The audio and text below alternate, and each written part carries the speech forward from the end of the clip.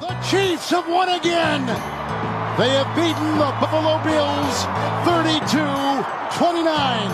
Another AFC championship and another trip to the Super Bowl. And now the Chiefs are on the doorstep of history, going for a third consecutive Super Bowl. What is going on, Chiefs Kingdom? Welcome back to another episode of the Kingdom Says. I am your host, as always, Garrett Williams. Tonight, I am joined by a lot of fellow Chiefs fans and podcasters in the building tonight. We've got Kyle Henning on the top right of the screen. Kyle, how are we doing tonight, sir? Doing well, other than my typical traditional as of late technological issues. I'm doing well. Had the day off today, which was good because yesterday was a very long, very exhausting day, and that was before the Chiefs game started. So yeah. Good times. Now it's time to talk about that thing we talk about every February. Well, it's not every quite February. yet, It's coming but a it will yearly be. tradition. Yeah, a yearly tradition for us. Also joining us, Mr. Randy Ellenberger. How are we doing tonight, Randy? I am doing awesome. I'm glad my voice is finally coming back from the ruckus atmosphere of Arrowhead last night. It was an unbelievable experience and phenomenal game to be at. It was. Did you get those cough drops I recommended? Now I did have some. I did have some in my truck, so they were a little helpful last night after the game. But no, me and my girls had a pretty awesome time at the game last night. So 8-hour drive back. Yeah. Piece of cake. Was that the first one? Still buzzing from the game the whole way home. So that was pretty awesome. Was that the first one for the young ones? Yeah, it was their first game at Arrowhead. That's a hell of a first one. Good luck beating that, Dad. I think I set the bar a little high there, but yeah, they had a blast. They had a blast. Of course, joining us tonight, last but not least, Mr. Arrowhead Tom. How are we doing tonight, Tom? I tell you what, Garrett and Kyle and Randy, I would be doing a lot better if I wasn't having to break this news to you guys. I have exclusive sources. This is a breaking in real time. I've confirmed what we've all long suspected, that the NFL is rigging games in favor of the Chiefs. They're in cahoots. The NFL, Roger Goodell, Taylor Swift, Muhammad Gandhi, fucking everybody, they're working together. You left out the Illuminati and old Rome. We don't say that. And don't forget Colonel Sanders. Go to the playoffs. It's a satanic cabal. They're letting the frogs play quarterback.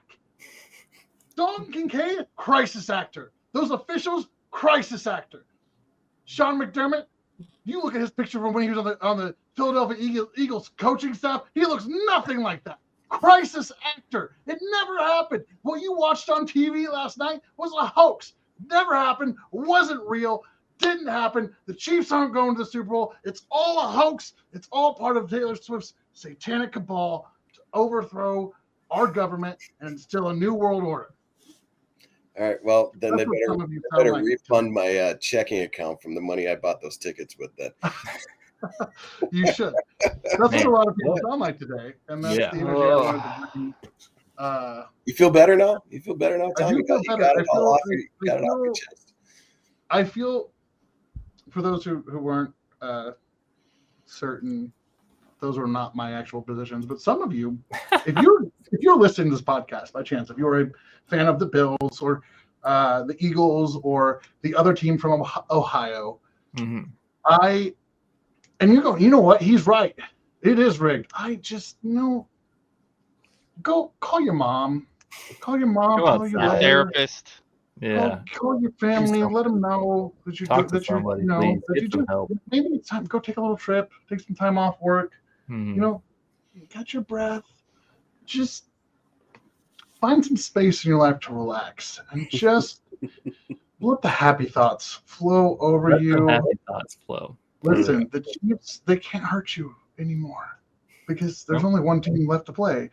So unless you're in Philadelphia, you're safe. You're safe. It's okay. It's okay, my friends. Yeah. Deep breaths. They have left a wake of terror in their path.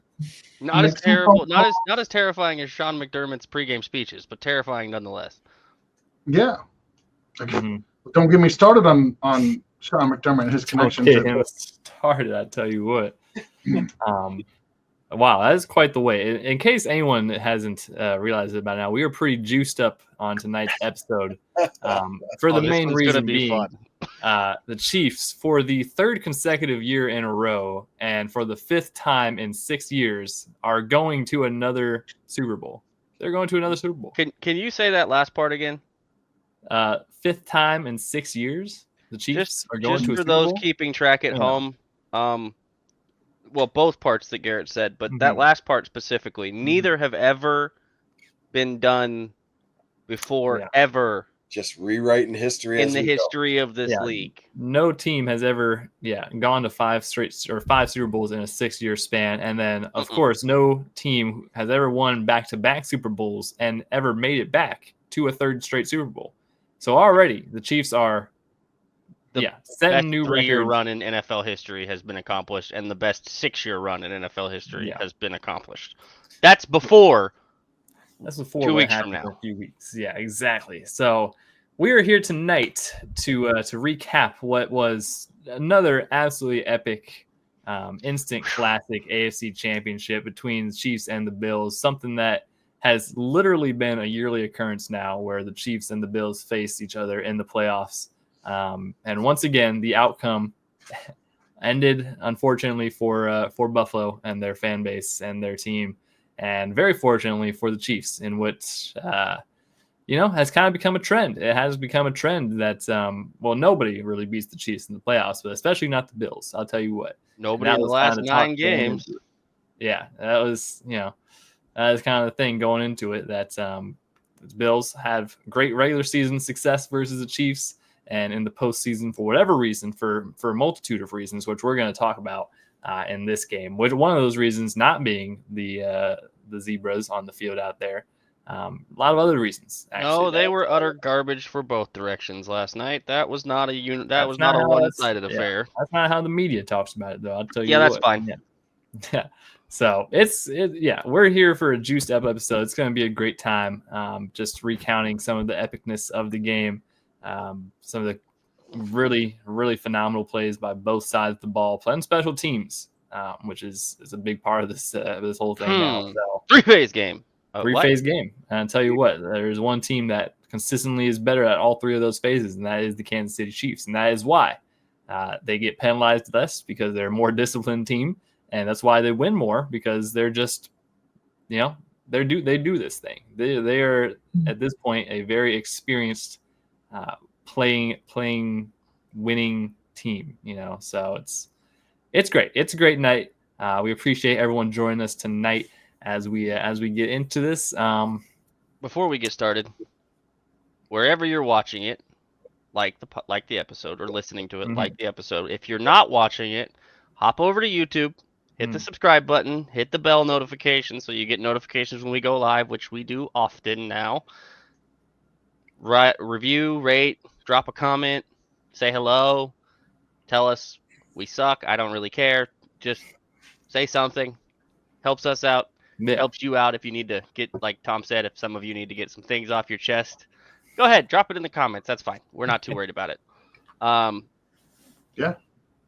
But make sure you like and rate and subscribe so that you guys can get your information and get the podcast notifications when it comes out, and so that maybe you get entered in a chance to win another one of those giveaways that we just had a couple of folks receive their prizes from, that we just ran a couple of. Because I'll tell you a secret, we're probably gonna run one here before the Super Bowl. So yeah, big occasion coming up. Got to run a giveaway. So it's true. I can confirm we are gonna give away Garrett before the Super Bowl. So if you're interested in owning, you're gonna be a real big box. I tell you what, that's gonna be. He's taller in real life than he looks.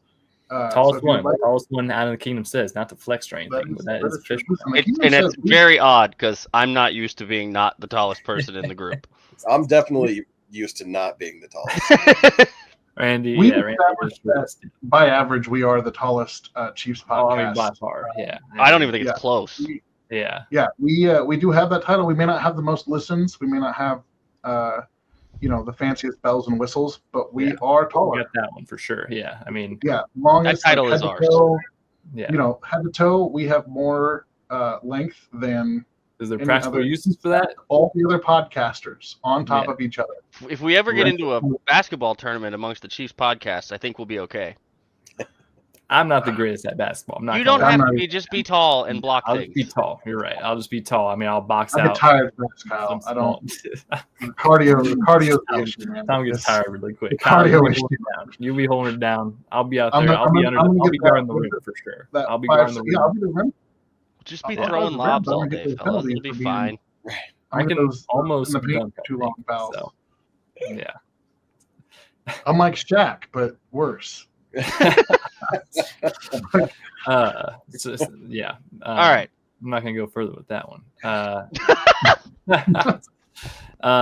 Yeah. So it's a great night. AFC Championship talk, fellas. First initial just immediate impression from the game. Kyle, I'll let you go first. Immediate.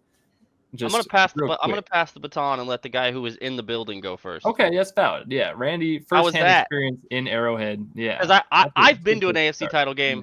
Yeah. I've been to. I was at 13 seconds. I have been in the building for a Bills playoff game, which that's a different vibe even from other playoff games.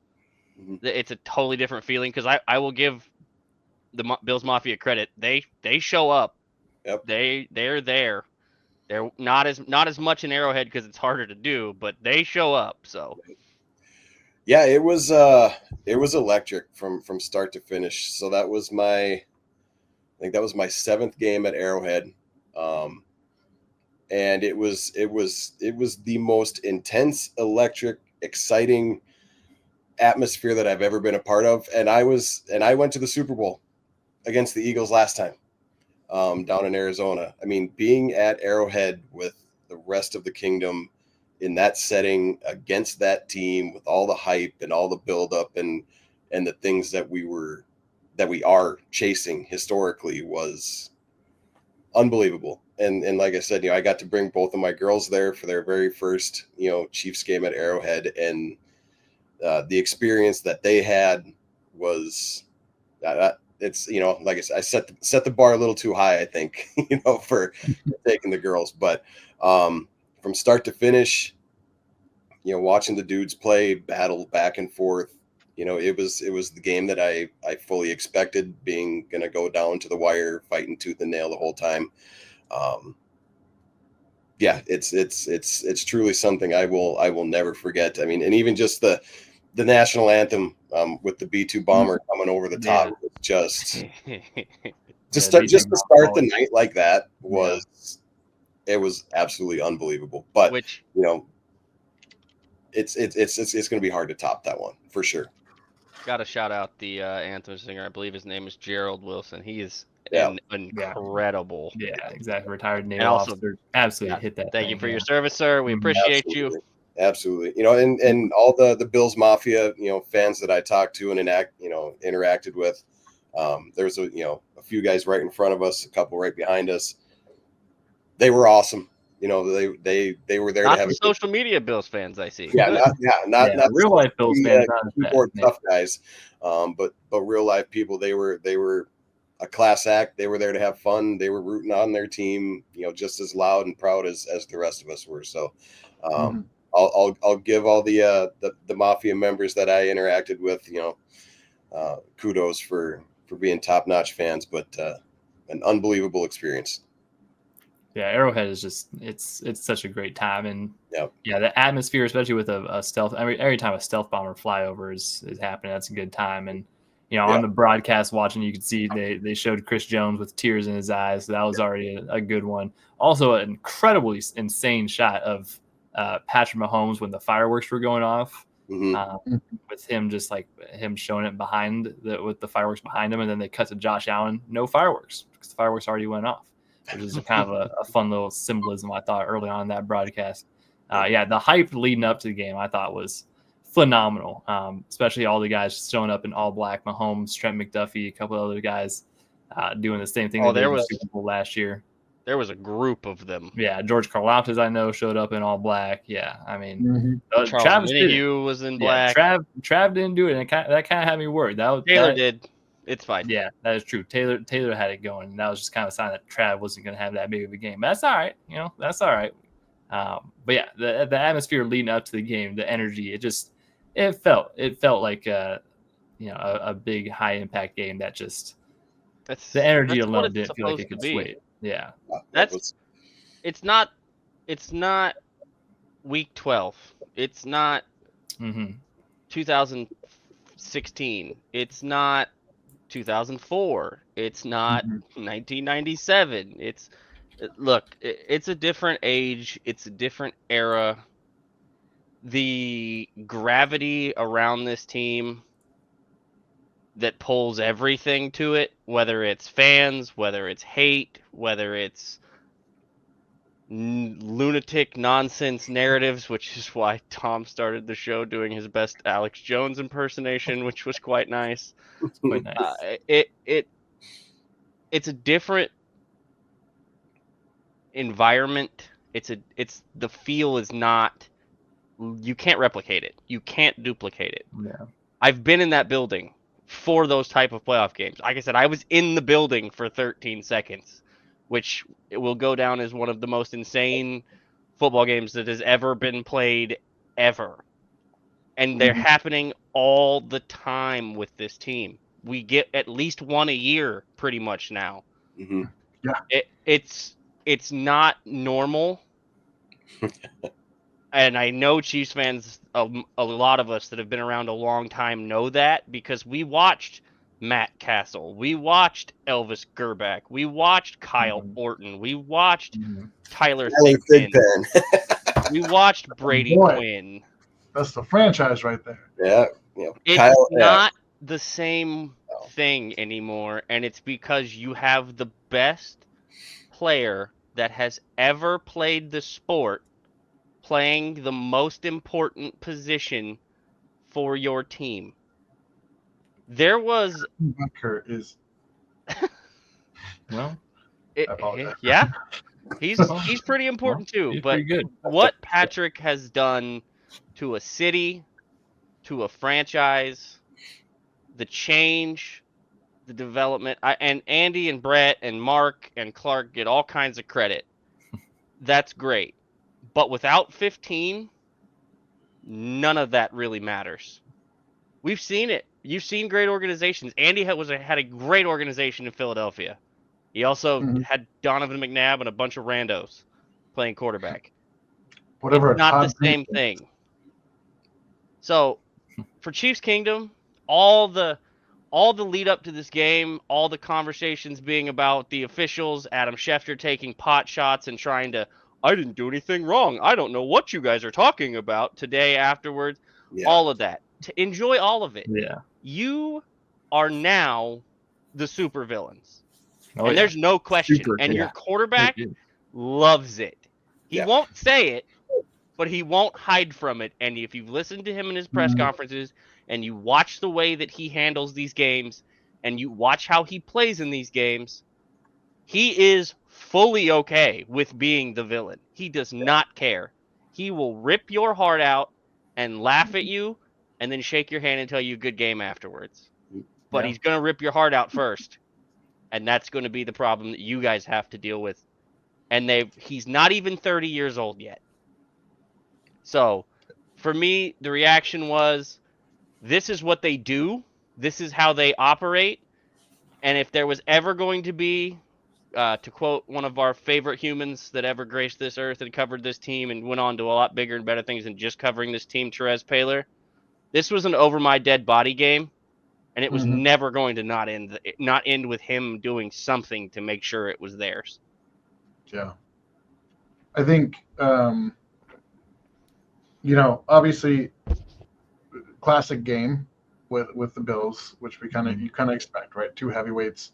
I had an interaction earlier on Twitter with a Bills fan who just was lamenting how hard it is to be a Bills fan, and I said before, I have, I think, more of a respect for the Bills and a fear of the Bills than I do some of the other AFC contenders. Anybody else? Without a You doubt. know, Without yeah, a I think the Bills fans they're so passionate. They do a lot of cool things. I know we jab and you jump through tables, all whatever. I mean, like you guys, they're passionate, right? They show up in cold weather games. Like there's a lot of things, a lot of parallels. When you look at that fan base, you look at that franchise. The Bills, if my memory serves right, were part of the original AFL and all of that. Like, kind of came into existence around the same time. Like, there's a lot about the Bills that I like and Dealt that I with respect. crushing playoff losses throughout their entire history. Yeah, I mean, they dealt with Tom Brady, and it's they're not.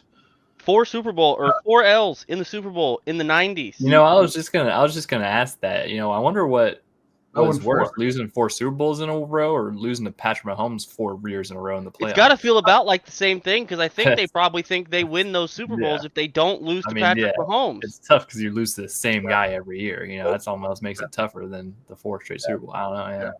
Yeah. But just going back to that, like, I think it is a shift a little bit and it's been gradual. Two things. First, I want to start by saying I don't care how long you've been a fan of the Chiefs. If you showed up a year and a half ago or a year ago when Taylor and Travis started dating, you are welcome here. If you were going to show up and scream and follow the team and support, I don't care. Someone can call you a bandwagon. I don't care. Every diehard fan has to start somewhere. You don't just, So yeah, let me start by saying I don't think we need to, you don't quantify or qualify your fandom by how long you've been following. I think it's, if you're passionate about the team, cool. That said, those of us who have been around, like, as the Bills fan was talking about how bad it was, like, dude, I hadn't seen a playoff victory in my lifetime before Andy Reid came to town, and it still took a year or two. It was so hard to be a Chiefs fan. I remember, we talk about this. I remember, do you guys know which team has the NFL record for the least amount of sacks in a single season? Ooh. I mean, just using context clue, is it the Chiefs? It is the Chiefs. It was 2009. You know how many sacks they had total? My graduation year, and I think it was less than 20. Try half of that. It was 10. Yeah. 10 sacks. I knew it was some crazy number. And like half of them came from Jason Babin, who they picked up like halfway through the season, who was a free agent. Like it was, and the culture around the team was hard to bear. An entire season without a touchdown from a wide receiver. Yeah, I mean, I think that was Andy's first year, second year, like that. There were 2014. I watched Todd Haley take this team to 2-14. Yeah, about to say 2-14, maybe the number 1 overall pick. Yeah. I watched Scott Pioli try to throw fits about gum wrappers on the floor, but couldn't get an organization organized to save his life. Yeah, drafting Tyson Jackson, number 3 overall. But honestly, if we're being real, I mean, a lot of bad things happened, on the field, off the field, a lot of bad plays off the field. I think, and we've talked about this on the podcast before, and I don't want to bring it all down, but here's the reality: we're talking about a franchise that, the year before Andy Reid came to town, had a player murder his girlfriend, drive to the stadium, and commit suicide in their parking in front of the staff and players. And a horrific incident. And that's not, that's not anybody's fault other than the individual who made those decisions. I want to be clear. I'm not, but as a fan, like I remember that day very, very specifically. I remember getting a message from my brother and then watching the news slowly leak out that, hey, a Chiefs player, was involved in a suicide, and then it was a murder-suicide, and then we found out who it was, and then we found out the details. Is like it has the stuff that this fan base has been through, even recently. Andy's been here for a minute now, but before that, man, it was brutal. It was brutal, and heartbreaking losses throughout the '90s and all of that. But even in the early 2000s, it. And that's not to go to a dark place, but to really appreciate what you have here, because and I think sometimes it feels a little like, oh yeah, this is how it is because we just watched Tom Brady and Belichick do this forever, but that's like, this doesn't happen. This is so abnormal. Yeah.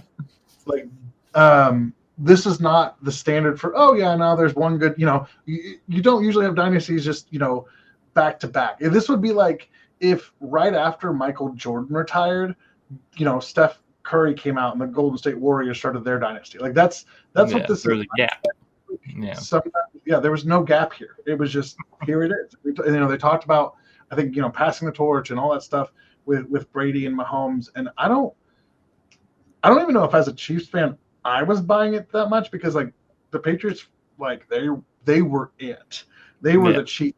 That's the pinnacle of success in the NFL. They were. I mean, gosh, how many franchises tried to borrow, and how many times did we hear in Kansas City, oh, it's the Patriot way? We tried it twice. Yeah, we tried it twice. I think you put that in context of, they're back to back, but this is not normal. This is not precedented success. Even for what the Patriots did, 5 out of 6 Super Bowls, 7 straight AFC Championship appearances, whatever numbers you want to put. First MVP in 20 years to also win a Super Bowl and with a Super Bowl MVP. Patrick Mahomes has just, whatever is the unlikely outcome before has happened. Again, and credit to Alex Smith, because Alex Smith got us those playoff wins and got this, franchise up and running, with Andy Reid. But man, it is just so night and day. And I think sometimes about what it's going to look like on the other side, when Mahomes is done, when Reed is done, when Kelsey's done, all that stuff. And it's like, we say it a lot, but appreciate what we have here. Appreciate the greatness that we're watching. It's hard because the discourse about the officials and cheating and this and that gets so exhausting. At the end of the day, this team is special. It's made up of special players. It's made up of special coaches, and it's been made up of special moments, and we get to enjoy them. And like, Randy, I'll just, shout out to you taking your daughters. What a memory, right, for your family. And like, some of these nail biter games are stressful, but like, they're special moments as fans. And, we may not get them again in your lifetime.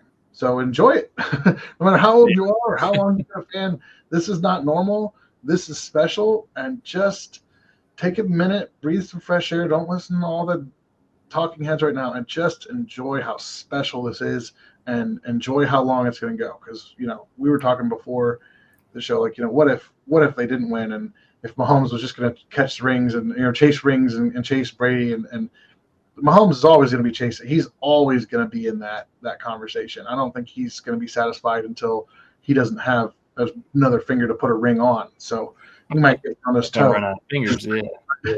But I just enjoy how special this has been. I know I've been talking for a minute, but that's my biggest takeaway. That's a lot of the conversation that I had with the girls on the drive home today. 8 hours in the car, filling time, and my girls are 13 and 12, and they don't, as long as much as they can remember, started watching football with me, the Chiefs have always been awesome. And at the end of the game, I was trying to explain the significance of like what was happening. Like, we get this first down, we're going to the Super Bowl. It's never been done this way type stuff. And my youngest, she was like, when I told her that the Chiefs were terrible back in the day, and she's like, well, why were you a fan? I was like, a lot of different things kind of fell into place of why I became a Chiefs fan. But you get involved, and you start loving these players and the things that go on. And she just couldn't quite understand. She's like, she didn't understand that the Chiefs were bad once upon a time. Like, so we really do have to like take into account of like what we actually have here. Like, this is not, like Tom said, this is not normal. This stuff like this doesn't happen all the time. We are truly blessed as fans of this team in the instance in the time that we're in right now. We just seriously have to take it in and appreciate what's going on. Like, it's record setting. We're rewriting history as we go. So this is a perfect segue, because there are players on this team that were drafted 3 years ago that don't know anything else. exactly. Never lost a playoff game. Yeah, Josh Trent McDuffie, yeah. 2022 draft class, Karlaftis, 2023 draft class have never lost a playoff game. Joshua Williams. Mhm. There are 2024 so draft many class has guys. lost a playoff game. Yeah, but Jeez to go to Louise. that, go look, Yeah. think about this. That 2022 draft class, Yeah. the draft class directly after the Tyreek Hill trade, Trent McDuffie and George Karlaftis, they don't know anything but the Super Bowl. Yeah. They have no idea. Nine straight playoff wins now. And yeah, only seeing Correct. Super Bowls. It's crazy. The Chiefs it's have crazy. won 9. We talked about it on the last episode. They're the first team to win a franchise to win 8 consecutive playoff games where they didn't miss the playoffs in between. They're the only franchise to win 9 straight. Yeah, this is They're stuff it. that not even the Patriots have done. Like I said, like this is the first time, a team has went back to back and then made it back to the Super Bowl after that for even a chance at a three-peat. Patrick Mahomes has played in 20 playoff games. He has 17 wins. 3 losses. Yeah. The next closest in win percentage is Joe Montana, who he passed for all-time wins with the win in this game. Joe has 16 in 23 games. Yep. Now Pat has sole possession of that second place behind Brady's 35 or something that Brady has. Yeah. He had to do it in 48 games. Patrick has a 13% higher win percentage in the playoffs. And by the way, for those that don't know, the playoffs are where all the best teams are. Yeah. That's when you're really getting your You're bag. not playing the Raiders for those games. You're not playing the Jaguars. Well, I think they might have in one of those games, but you get the point. Yeah. They're not playing the Panthers or the Browns unless it was with Baker.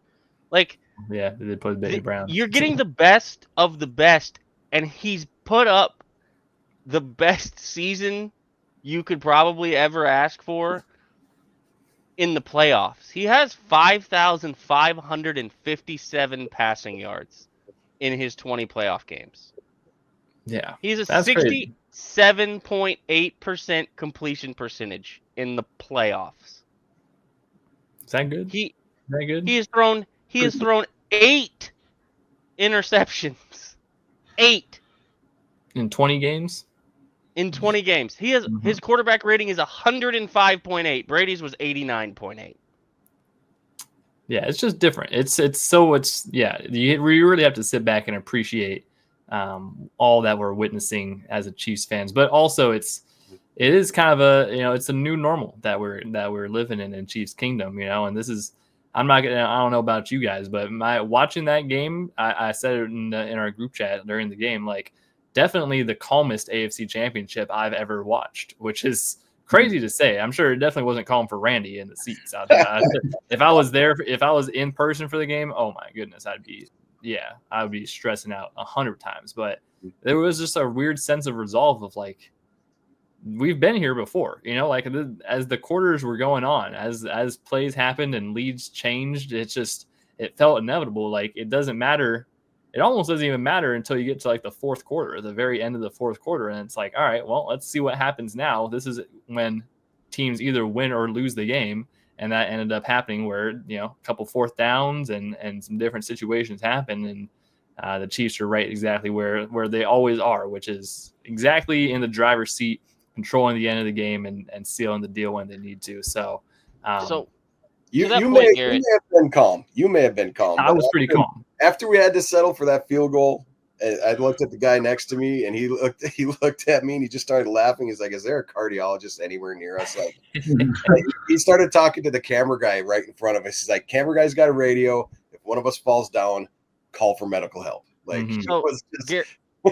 Garrett, to that point, again, I talked about it, Josh Dubow, on our last episode because he spent the entire week doing the noble deed of fighting the psychopaths with the ref conversation.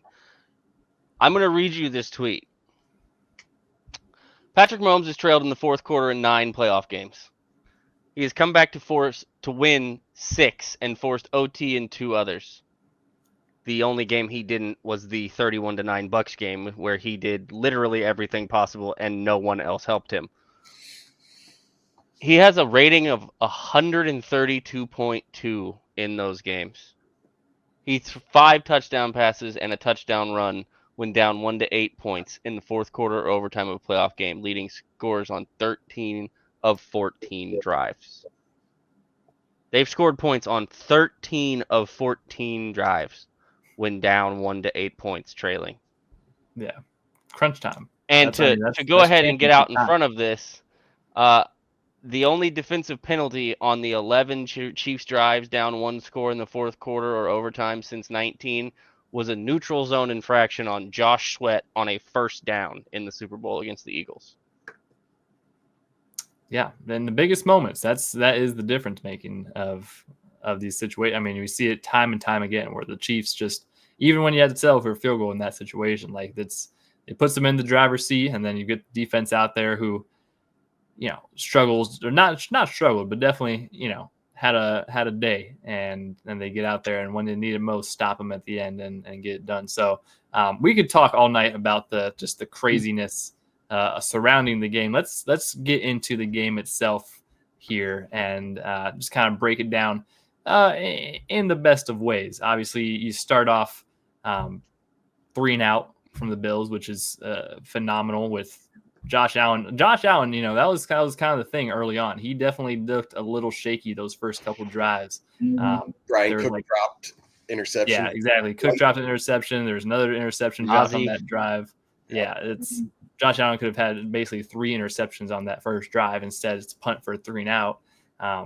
Early on, you could tell that the defense, whatever they were doing and whatever Josh was kind of seeing, he was not super comfortable with there in the pocket, which he turned it on a little bit later in the game, and then kind of fell up and down. It was an up and down game for Josh Allen, which was not what he had been doing for a lot of this season. Obviously, he's had one of the better seasons of his career. The playoff game before that, he was kind of iffy. He was okay. He did what he needed to do in the playoff game before it. He pulled a Patrick Mahomes trick out of his bag against the Ravens. He did exactly what they needed him to and nothing more. Mm-hmm. Yeah. I mean, let's give him some credit here. I mean, that throw on fourth, and Bills fans who were saying, he should have done the orbit motion again. That wasn't a Bills fan. That was some other people fans. Listen, let's not take away how that was a freaking rocket of a throw. Yeah, I mean, Josh Allen is a freak. That was a big boy. That was one of those throws, and this is Bills fans. This is where we can be sympathetic. That was one of those throws that Patrick Mahomes made in that Tampa Bay Super Bowl. Mm-hmm. That's what that was, where he's launched it, against all odds, puts it in the bucket, and the dude just drops it. I mean, and it's also, I don't want to kill Kincaid too much. That's a really tough catch. It's a tough catch. And if it was the real Dalton Kincaid, not a crisis actor, then he probably would have caught it. But let me tell you, dude.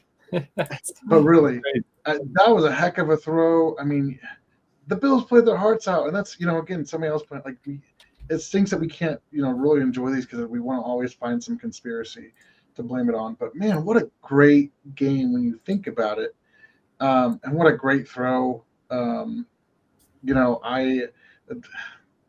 It's tough, and they've talked about the defensive call on that one, which I'm sure we'll get into. If you guys want to jump into that now. Yeah, we'll get into it. We'll get into it for sure. We're in the first quarter, and you're in the fourth, sir. Exactly. But Josh, shout out to Josh Allen for playing. You can't say that the Bills' loss was on him for sure. No. But we can definitely say early on, Spags. Oh, he was rattled a little to start Yeah, the so game. definitely rattled him a little bit. So 3 and Also- out, first It also drive. comes down to coaching.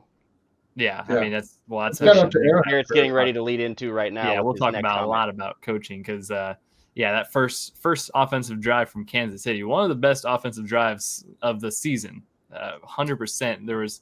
I don't think there was a single negative play the entire. It was a 9-play, 90-yard drive. Hollywood, I was like, here we go. Like, Yeah, this some is quick throws to Hollywood, a couple to Juju. Like they were just getting guys going early on and just moving the change left and right. It was.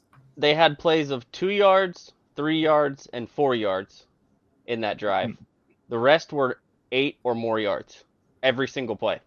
Yeah, that's pretty good. I mean, that's a one way to come out and make a statement and really flex that first 15 that you had prepared. You know, That's the best first 15 they've run on the field in probably 2 seasons. Yeah, that's just basic stuff. I think. Like I think I saw someone, one of the Bills guys, someone said it's just basic day one stuff that you kind of put in that first 15. You know, and that's kind of the difference maker we see throughout the season when Andy comes out in some of these regular season games and just gets a little experimental and gets a little, you know, does some different things, and then you come out in the playoff game, biggest game of the year, and you just go back to the stuff that works: easy things, easy protections, quick routes, getting the ball out fast, and having guys just step up and make some plays. So obviously that whole 90-yard drive capped off with a Kareem Hunt touchdown with a very, very fun play design, a very, very neat out of like a diamond formation, I believe is what they were calling it, right? It was a guard tackle counter. So the guarded tackle, the right side pulling to the left, where you have the tight ends who are both in that diamond both package. tight ends. Yeah, both of them pulling to the right, and Kareem follows the left, goes down to the left side, follows the pullers, and has a really good run for a touchdown. That play is going to be brought up later because that was a very neat little wrinkle of a formation that you don't really see the Chiefs ever run, and definitely just a very interesting action off of the play. They've never run that before. The time ever. When we see that formation, though, you got Travis taking a snap. I'm about to say, that's the only time. Yeah, that's the main time I can remember is you have Mahomes as like the running back behind him, and it'll be Travis doing the little pull or whatnot when he does. That formation that they used for Kareem's touchdown, that is the first time all season, and as a matter of fact, to Colin Saunders' point that he made on Twitter, they've never done it before in front of. They didn't do it in practice in the 4 years Colin was there, and they didn't do it in a single game up from then until last night. So that was a very, very productive first drive that obviously is capped off with a little bit of trickery there. And once again, just Andy Reid being in his bag, pulling out the most impactful plays when he needs to, which is about, what he always does. We always expect to see that type of stuff out of Andy, and he usually delivers in those big games. So the key to that play is the flow of the linebackers. On that play, when they go to run that motion, Kareem goes left with the ball, and he goes left with the ball because Patrick let him have it. Because that's a almost like a triple option almost, or a hybrid triple option play. There's 2 options there. He can hand it to Kareem, or he can keep it and run. He could probably throw out of it if he wanted to throw to one of the tight ends that's coming off the right side. There's not really anybody else out in like routes per se on that play, if I remember when I went back and watched it again. But so when that happens, you watch the gravity that Patrick and Travis have, because the 3/4 of that second level of that Bills defense, including the safety that they rotated down to match up to that formation, flow with Patrick and the 2 tight ends going out. And because of that, Kareem gets one-on-one with a safety, and I wish you the best of stopping Kareem Hunt in the AFC Championship game on his redemption tour, one-on-one with a 200-ish pound safety. I was going to say, it was really strange that somebody started cutting onions around the same time that Kareem Hunt got into the end zone there. Yeah. Yeah. So, yeah, so it's a good. I wanted to good way highlight that cap because we off. are going to talk about that. Yeah, exact exactly. That play will formation come pair up again in a again, minute. obviously. So the Bills get the ball back, go down, they kick a field goal. Nothing crazy. Josh Allen does fumble on that drive, and the Bills recover. That will be one Bills of did that 4 times last night yeah, Yeah. four times that the Bills fumbled the ball, and one and got time it back. yeah, and then the Chiefs fumbled it one time too. I thought it was 5 total. And they 5 got it. total recoveries. Yeah, So there was 5 fumble recoveries, all by Right, the yeah. Bills. The problem was the Bills dropped 4 of them. Exactly, yeah. So kind of funny, the ball ended up on the ground 5 times in that game, and the Bills recovered all of them.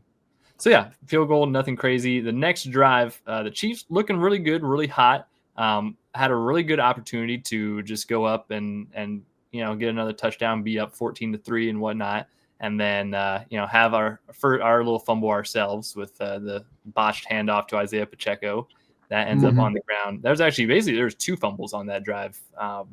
Earlier on, that there's a the offsides penalty that wiped the first. exactly, yeah. There's a fumble that ended up getting reversed. The fumble as only offsides. happened because he was No. 6 feet offsides when it happened, but Yeah. And, then another fumble on that drive later just kind of kills that, and that was the first big momentum shift of the game where it felt like the Bills got a little bit of that swing back towards their favor. Obviously, the Chiefs, that was the first turnover on offense in how many games? Week 11 against Buffalo. Yeah, so I mean, funny that of course going up against Buffalo again, we have our first turnover, but Chiefs responded not too bad after that. Buffalo goes down. They capitalize on that fumble. They score a touchdown. That was the touchdown to James Cook. His first one. Yep. Yeah, his first one, which James Cook, hell of a running back. Definitely gotta put that out there first and foremost. James Cook, a really good running back. He had a heck of a day out there. Definitely a little bit of a case of some bad tackling, bad angles on a couple of those plays of his. And thankfully for us, vastly underutilized in that first half. Just in general. And even more later. Yeah, that's definitely a big question mark because as Kyle disappears, that is definitely a big question mark. I don't know. That we'll end up talking about later is the usage of the Bills running backs and how they like to kind of rotate guys out when it seems that one of them in particular was pretty hot that game, James Cook. So that was the first touchdown of his. Chiefs respond back with the touchdown of their own. After that, going down the field with Xavier Worthy capping that one off. Really productive drive once again. We got D-Hop who got a catch. Kareem Hunt running a couple on. Xavier Worthy had a couple catches on that drive. Just another good moving the ball. Decent offensive synergy on that, all that stuff. Xavier Worthy, though, I mean, he's a beast. He's a dog. Tom, I know that you a couple weeks ago made a big thing that last week, of making an apology to Xavier Worthy. He's a dog. He's firmly planted his seed as firmly planted his flag as the wide receiver 1 in this offense. Yeah, I mean, like I said, he's on the Rashee Rice trajectory. We talked extensively before the show. Like, man, I was wrong about Xavier. I'm happy to own that. Like I said, I really could have done more background work, really understood better where he was coming from. But they just used him in such a good way. And of course, Buffalo, Kyle's back. Buffalo, thanks for the assist and letting us have him. And of course, shout out to Coyote Young. Right after not making us have him. Appreciate that too. Yeah, who couldn't cover anybody. So yeah, I mean, there's some strings here between these two teams, but yeah, awesome to see him step up. He brought, this team has struggled at times to bring those explosive plays, but Worthy just brings that element, and you can see that the NFL is already respecting him in terms of the weapon that he can be. And there are times, I mean, he just moves different, and it's I mean, you could see the speed on the field, and he's gaining confidence. I'm going to bring it up. It's going to be controversial, but catchception, right? That got reviewed after the Mhm. Chiefs had run a whole other play, which is fine too, I guess. Yeah, no one talks about that. And not a symptom of the refs just being terrible across the board. Mhm. Again, I think other players who get that label of being small, undersized, like Xavier has shown some big boy cojones and Yeah. like some toughness at the catch point, and Randy, I don't know, you and I think had similar thoughts on him, but I will say the last 2 weeks, he has shown and made some really tough catches, and has shown the ability to track the ball. And Garrett, I think you highlighted that during the process. So, yeah, I mean, shout out to him. Really, an important spark for this offense, and opens things up on when you're trying to stretch that field and space it out. Yeah, So- yeah. Xavier, his development has been He played phenomenal. 54 snaps in that game. 54, yeah, 101 total yards for him on the day. Well, 55 if you count the decoy special teams play that they ran there at the end of the half. He's a difference maker, and they have identified that, and they were working on things all season with him in different elements, and we saw all of them last night. Mahomes threw that ball up that Tom was talking about. That's into double coverage. Yeah, And he definitely. just went up and got it. Not only did he go up and get it, he went up and got it with one hand, and then by the time they had landed and he got his second hand up, took it away from the defensive back. Yeah, it's a strong catch right there. That's something that you would not have expected from his initial draft profile. That's one of those things. It's almost hard to chart. It's like I don't know how many times he even had to do that in college. That's just one of Not those often. things that you don't. You don't know a guy's capable of that until he just steps up and shows that he can do it. And He outsnapped is every something. receiver. He outsnapped Hollywood Brown by 11 snaps last night.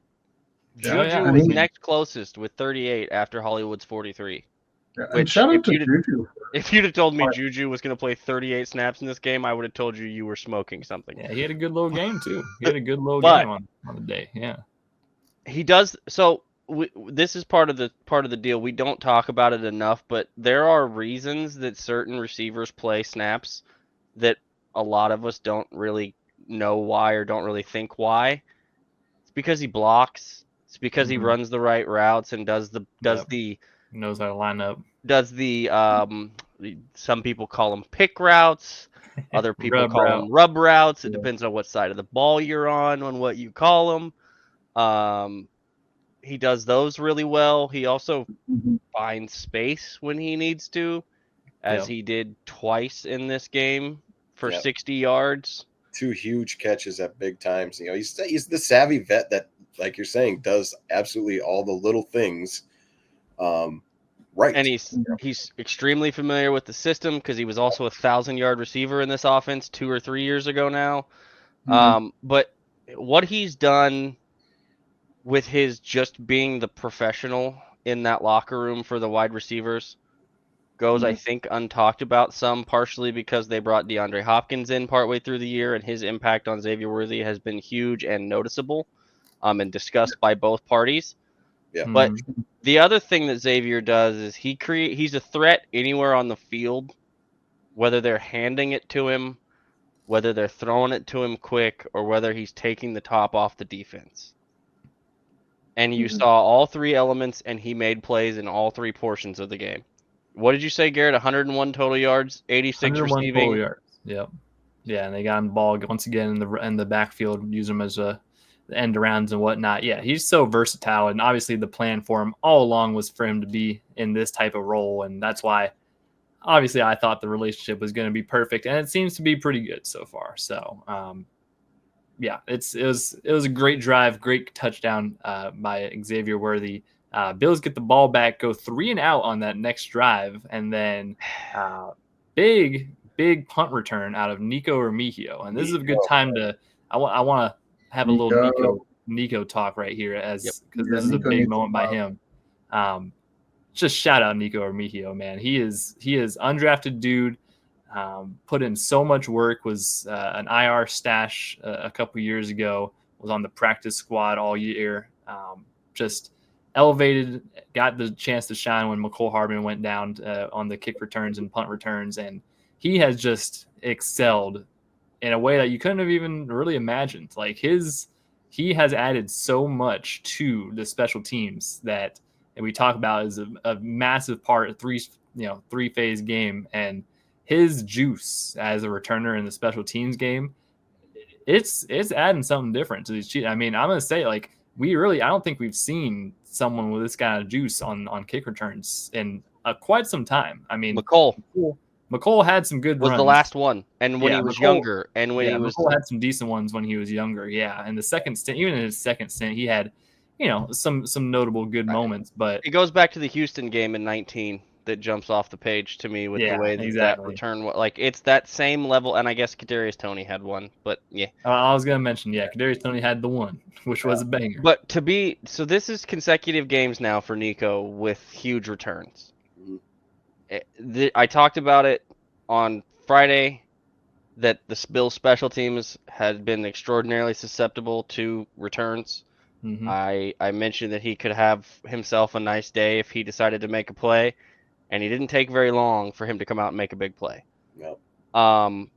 He also is a guy, Garrett mentioned it, he was on the practice squad. He was a guy that was talked about for being the last receiver on this roster to start the year. We spent way too much time talking about Justin Ross and Nico Remigio for like weeks when it came down to these roster cuts, because for one, most of the roster was set and there wasn't a whole lot to talk about.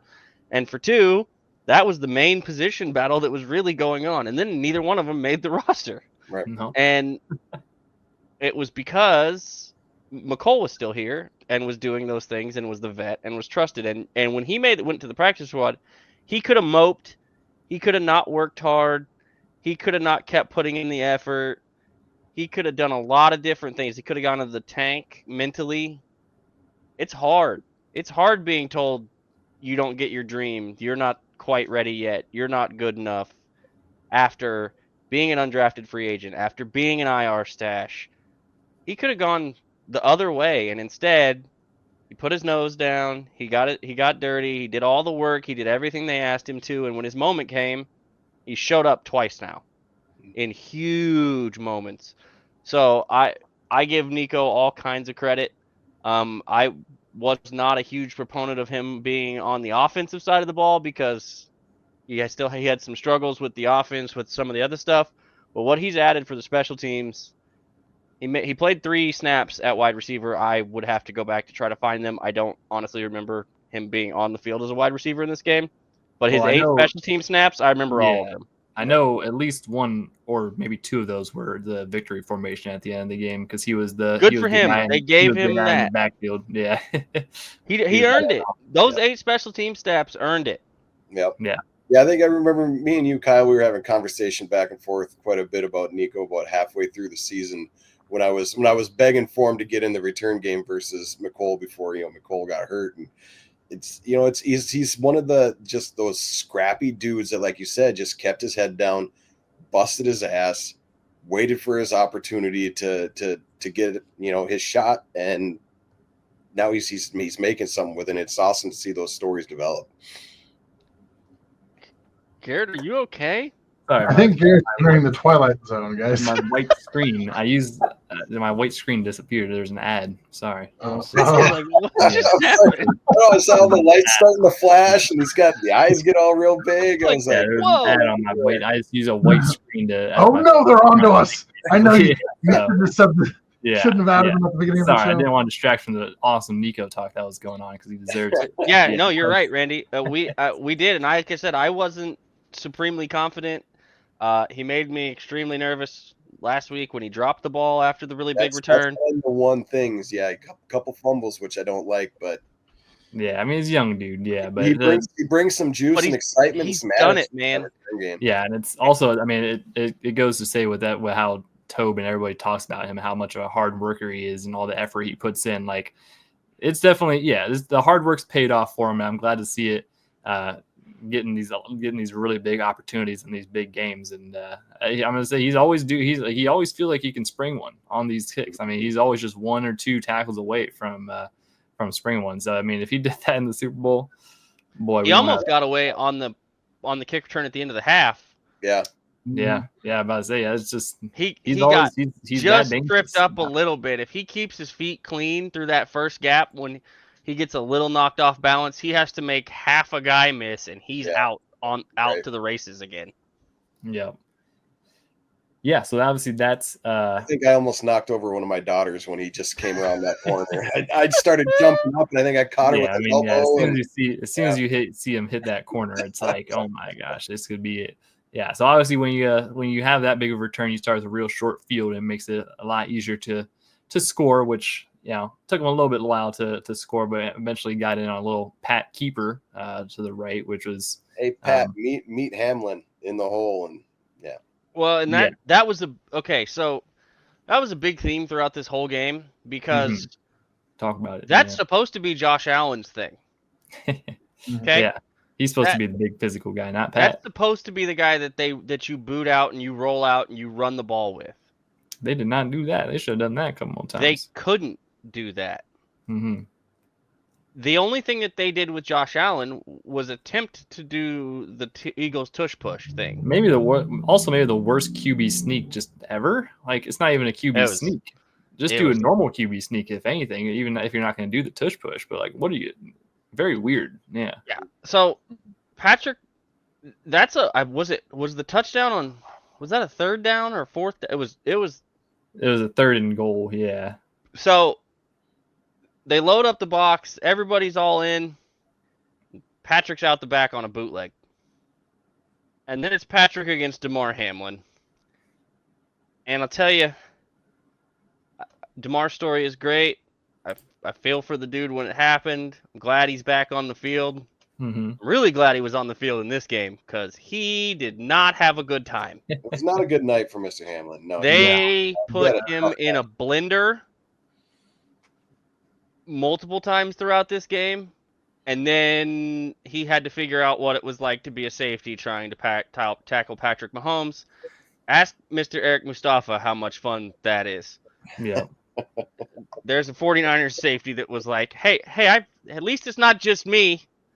I mean, there's been more people. The guy in the Super Bowl, the first Super Bowl, 2019, remember him? Yeah. So the one thing I will say is, once he's in the end zone, you don't need to roll him up and continue to tackle him, DeMar, which is why you got Travis talking to you like you did. Mm-hmm. And it's also why you got a 15-yard penalty from your teammate for coming in being crazy and headbutting Travis in the face. For those at home that think that's a flop, no, sir. He put his hands up so that they didn't call him for a penalty like they did on Marshawn Lattimore when A.J. Brown took his freaking helmet off of his head in the game literally 4 hours before this. That's the difference. It's also a massive 300-pound lineman just running his head. It's also the difference between smart and being emotional. Yeah. But it's also like, you're going to get recoil a little bit when a 300-pound guy shoves his head into your head. Like, but they're talking about him putting his hands up. That's what I've seen with the flop thing. Exactly. He put his hands up because he's like, I didn't do it. Yeah, it's not me. And guess what? 15 yards will never occur for talking unless you're Chris Jones. Well, yeah, against the Colts. True. Yeah. I do want to highlight this play call and just a couple of these play calls. The Pat scramble right as it kind of came, because this became probably the most unstoppable play of the night for the Chiefs in short yard situations where Pat, I believe in the Super Bowl at least, they called it keys right or something along those lines. I'm sure there's a couple different variations of it.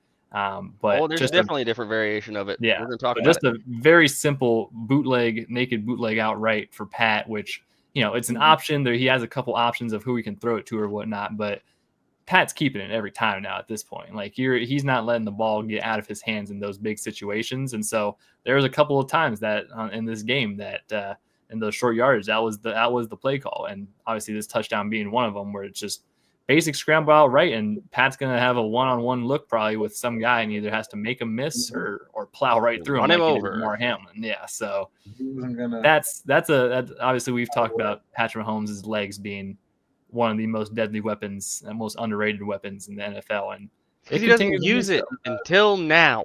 Yeah, and then What was when you need it. Was it Bobby who tweeted that Mahomes is the most prolific postseason runner? He From the has quarterback. the. We'll get there. I'm getting ahead of myself. I was about to say something, but I'm but gonna ask later. It's a novel concept, Garrett, that in third and fourth or short yardage situations, in a situation where you've got to have it, that you might call a play that gives your quarterback options and What? creativity. Yeah. And I don't know, isn't something that you've tried 3 or 4 times earlier in the game That didn't work. been stopped Yeah, and just keep on doing the same thing over and over. It's gonna become kind of the go-to play for this, like 4th and 1 or whatever it is, because it's the same play that Chad Henne booted and threw to Tyreek to seal that game against Cleveland. Like it's kind of the go-to. Like, and I hope, we don't run these other teams continue to not catch on to that. Yeah. Well, it puts people in conflict. So here's the problem: when you do that to a defense, now you have, first of all, most of the line and the linebackers are absorbed in the mush, in the trenches, in the scrum, because it's not just a traditional bootleg. I mean, there's a play action off of that. Yeah. So the running back is running straight forward into the line. So now your linebackers, your middle of your whole defensive line, and probably a safety are focused on that. Yep. And now you've got a receiver in a corner, one-on-one on the outside usually, and then Patrick and the leftover safety. That's advantage offense. Even if it's not Patrick, like you just said, if it's Chad Henne. Well, Chad threw it because Chad's a little slower and not quite as effective. Although I will give Chad credit, he also had a couple of runs for first downs off of those bootlegs. That play before, yeah. But it puts the defense in a spot where it's now 11 on 11, not 10 on 11. Because if you don't think about it, a lot of your run plays, it's 10 on 11 because your quarterback isn't involved anymore. Yep. He is when he's got the ball still and he's out in space. Yeah, and I can also imagine it's probably hard for the defense. Like you have, Travis Kelce or Xavier Worthy or DeAndre Hopkins leaking out, and it's like, who are you going to cover them? I got to go with that guy, right? Like, are you covering those guys? Are you covering the skill positions? Well, because if you don't, if you run away from Travis and you run towards Patrick, guess where the ball's going? Yeah, exactly. Right over your head. Like you have to. It's almost choose the most dangerous or whatever. Choose the most dangerous person to cover. And crazy enough, that's not Pat most of the time, at least in a traditional thinking, because it's like the quarterback's keeping it. You're not gonna. That's the least deadly option of them, and it ends up always being the most effective option because Pat's keeping that thing almost every time now, just because it's it's a one-on-one situation. He can sneak through and get 1 or 2 yards if he needs to. So it's always his choice. But he was never throwing that ball. So great touchdown there. Bills end up responding with their own touchdown drive. 7 plays, 73 yards. A relatively quick drive at the end of the half there, or at the end of the perfect throw. Yeah, that was a hell of a throw. Matt Collins got away with pushing off. Definitely wasn't defensive pass interference. Granted, they called Trent for PI, which definitely wasn't. I would have preferred a no call and just move along and let the play be the play. Right. Yeah. Which is what should have been done. Calling DPI there is insane. Yeah. If you're gonna call pass interference, it has to be when the receiver reaches back and shields him off and holds him off with his hand and won't let him run forward. That then initiates the contact, and why Trent is now trying to go through the hand to get, like, that's one of those things where I would prefer the flag to stay in the pocket, like Mike Pereira, the rules official, I believe, on that broadcast said. But I understand it's bang bang and it's fast, so I also understand why they threw a flag. I just would have preferred them to not. But again, it's also not the greatest matchup for Trent because Matt Collins is a big dude. Yeah. And that was a perfectly thrown ball. Like that, Josh Allen made a play. And as Chiefs fans, we're used to Patrick doing it, and we're also at this point used to Josh doing it because Josh is going to make plays. And he did. That's one of those that he made a hell of a throw, and that was right on where it needed to be. Now, Deion Dawkins' fall started on that same play, but that's another conversation. Talking about that. Yeah, because we get all the calls. We get all the calls. We do. Yeah. No. Again, listen. You know why Deion Dawkins' fall started? Why Go is that, ahead. Tom? Do it. Well, he's never been in that position before because he's a crisis actor. All a fraud. Phenomenal Hoax. analysis from Tom. Hoax. So this touchdown, the next thing that happens after said touchdown is one kind of a pivotal moment in the game, and one of the first coaching moments that we can kind of point out, which is the difference maker. The Bills end up going for a 2-point attempt after scoring this to try to make the lead or try to cut down the deficit to just a 3-point deficit. We had Justin Reed had the offsides on the Can we talk about that for a second?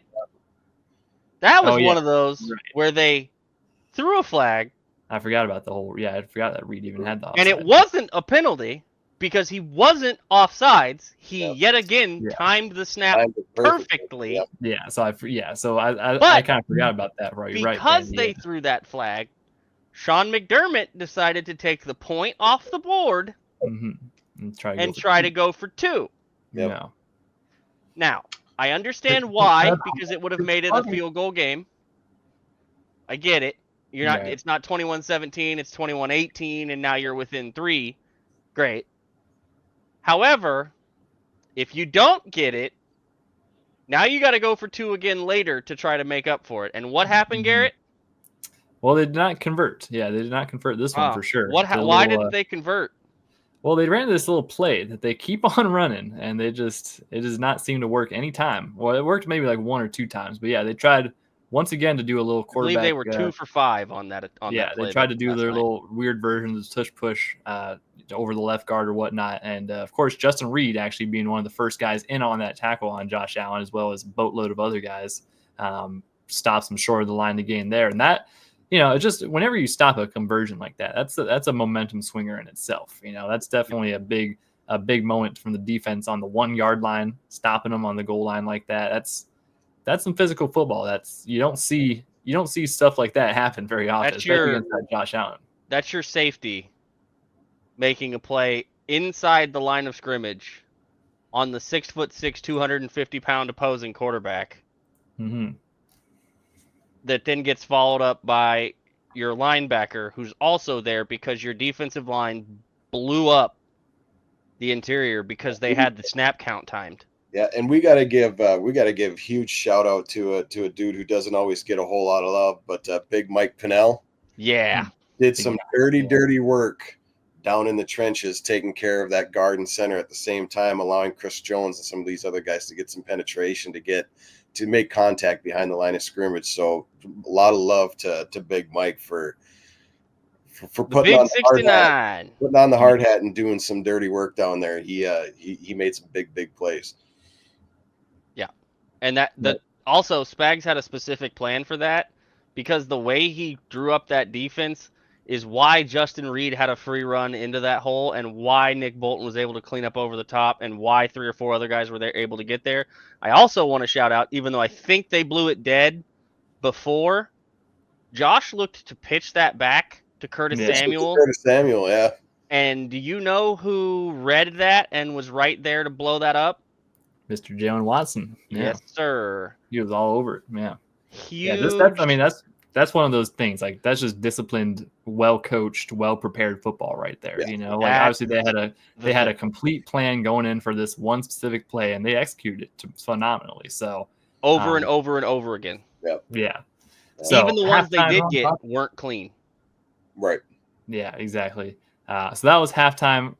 This is really the biggest question of the night. Randy, how did you see the halftime show? How was Big and Rich? Big and Rich out there? No, I didn't actually get to see Big and Rich, because that was go get the girls food and drinks and popcorn and dad duties, do all those things. So yeah, it was dad duty time. We tried to get through it as fast as possible to see if we could get back, but not at that game. And I couldn't even tell where Big and Rich they were playing, but I guess they play up by the drum, so it was up behind us. But Yeah, it was still fun to listen to while we were running around trying to get all the snacks and everything ready to rock. And we actually made it back into our seat as kickoff was happening to start the second half. So Them perfectly concession stand timed, lines get a little perfectly long timed during the snack championship run. We game. got hot chocolate, popcorn, hot dog, and chicken strips. We were good to go. There you Nice, go. Yeah. Yeah, those concession lines during halftime, and they can get a little tough sometimes. That's obviously Oh, a it's lot of even people worse in there. during the playoffs. I can imagine. It Yeah, was I a can imagine. madhouse. I cannot believe we actually got it done and back to the seats in Well, time. it's a credit to that stadium staff. They first of They do all a they pretty have a good job. ton of different options Oh, of for sure. Yeah. the stands that you can go to. They Yep. also got really smart with the beverage vendors and how they've got like 5 or 6 little walk-through beverage bars for all the folks that aren't yeah. trying to buy food, that are just trying to buy the liquid dinners. And so, but that stadium staff does a hell of a job of A, being prepared, B, getting people through quickly, not having a lot of slowdowns at the front of the lines with payments or cash or all that stuff. It's very well done.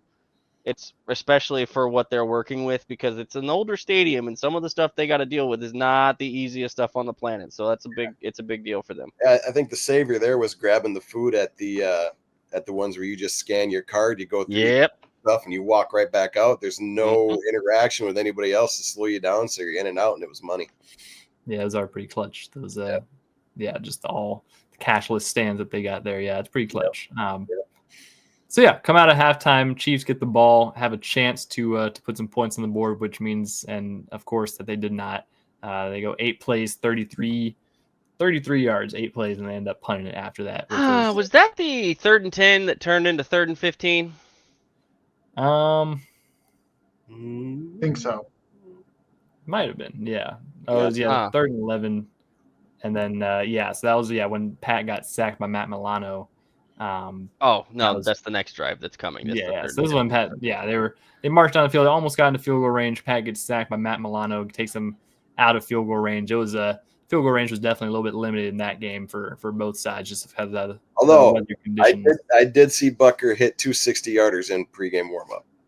Yeah, I would have been so a little annoyed. Well, I think if it was before the end of half, he kicks it. With it being where it was, exactly. and they're not kicking that. But that's one where I would have preferred Patrick just throw the ball away. Like you didn't need to try to when Milano's there, and you don't necessarily. I know you always think you can get around him. Yeah, he always thinks he can just slip out of those, which he usually does. Yeah. But that's one where if you just eat it and throw it away, you probably preserve that field goal attempt, and you get a chance to put points on the board. So a little bit of a missed opportunity for points. He didn't make many mistakes in this game, basically none, but that was one where I would have preferred him to throw the ball away than try to be the hero. However, you live and die with those because of everything he does off of those plays. For sure. Yep. Yeah, that is obviously the pros and the cons of that type of stuff. So Bills go down, they end up answering with their own touchdown, 12 plays, 80 yards, a really long, cohesive drive. One of the not so great drives of the defense's season so far. Just could not get off the field on 3rd down. They had let's see. They had a 3rd and 11. Yeah, they had a 3rd and they had a 3rd and 11. I don't think they had a 3rd and 11 this drive. Oh, if I'm thinking of a different drive, but I'm fairly certain. Yeah, this is the Bills' first drive out of halftime, but I thought that was the one that just Bolton vacated his zone on and got the third and long completion right in front of him. Maybe that was the one before half. Yeah, but either way, the Bills march down the field on us, end up with that James Cook touchdown at the end. That was crazy effort. Yeah, it was. That was a really good football player making. Couldn't even be mad. Absolutely. I disagree. I mean, you can't be mad, but it was a good play. And I'm not mad at James Cook. All credit in the world to James Cook. I don't know about mad, but disappointed / frustrated with the tackling attempt of Justin Reed and Nick Bolton on that play. Now, Nick Bolton tripped a little on his way to get out there, but neither guy wraps up. And if you simply just wrap up, he can't bounce off of you and flail his way into the end zone. And that occurred. It was, I've not seen Justin Reed for sure, I think, has a little bit to blame. Nick Bolton, I mean, that's a pretty tough shot that Nick Bolton delivered to He hit him hard, the but back again, of James Cook. Yeah, I mean, it hit him so hard that he was reaching out and then kind of recoiled the ball back when he got hit anyways, and then only finally kind of reached out again when he I landed just his would one have arm on the preferred a ground little and then- bit better tackling attempt than whipping the shoulder at him and trying to just knock his feet out at the 2. Yeah, I mean, Justin Reed, you don't want that one back. You don't want that one back. That's But not incredible effort. I mean, And really I'm good probably play not call. saying anything that Justin Reed wouldn't tell you. He would like to I mean, have yeah, back yeah, too. he definitely So, would want that back. But really good little speed option play call by the Bills, which Yeah, is I'm always just hoping always that tough to they- defend a speed option with Josh Allen. As but yeah, one of the hell of an options. effort from James Cook. I'm not trying to take Yeah. anything away from that. I just would have. There was some technique stuff on that play from a tackling perspective that bothered me a little. Well, and like I said, it's I'm really glad that they chose to keep. They just decided James Cook should be on a snap count or something for the second Yeah, half. I saw Yeah. people talking about maybe he got banged up. I know he went to the sideline at one point and looked like he was in a little bit of discomfort, but Brother, it's do or die time. If you can go, you go. You I know? agree. They could really need him out there. I mean, I get it, player safety, all that, but like, you figure it out. We didn't even talk about that. We'll get there at the end, I guess. After that touchdown, they go for another 2-point conversion attempt, which once again they do not convert. They fail the attempt once again. What happened on that play, Garrett? I actually don't even remember that play. If I'm being So that honest. play it was a spag special. They pretty much knew what they were going to try to do on the passing side of that play. And because of it, they ended up getting a sack on that play, I believe, / causing a fumble. Sack fumble, yep. Yeah. That, I mean, doesn't really matter who recovers that one because it's a 2-point conversion and nobody's getting in the end zone at that point. But was it George? Can't remember if it was George or if it was Mike on that edge. I think it might have been Mike Dana. He beats the edge. He forces Josh to step up and out, and Josh tries to scramble out and back to get away to make the throw. Both the linebacker and the 2 safeties basically Velcro to their respective zone guys because it looked like they were in a bit of a man match zone. Looked like the corners were in man, but the safeties and the linebackers were playing zone in the middle of the field.